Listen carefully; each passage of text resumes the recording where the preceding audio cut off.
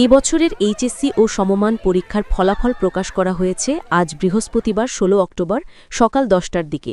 ৯টি সাধারণ, মাদ্রাসা ও কারিগরি বোর্ড মিলিয়ে ১১টি শিক্ষা বোর্ডে এবার গড় পাশের হার ৫৮.৮৩। এবার পাশের হারে সবচেয়ে এগিয়ে মাদ্রাসা শিক্ষা বোর্ড। এবছর এ বোর্ডে পাশের হার ৭৫.৬১। প্রকাশিত ফলাফলে দেখা গেছে এবার আলিমে পাশ করেছেন ৭৫.৬১%। গত বছর ছিল ৯৩.৪০%। ফলাফলে এবার শিক্ষার্থীদের পাশের হার কমেছে। এছাড়া এবছর আলিমে মোট জিপিএ ৫ পেয়েছেন ৪,২৬৮ জন শিক্ষার্থী। গত বছর জিপিএ ৫ পাওয়া শিক্ষার্থীর সংখ্যা ছিল ৯,৬১৩।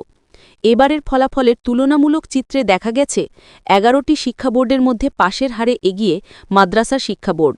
এ বোর্ডে পাশের হার ৭৫.৬১।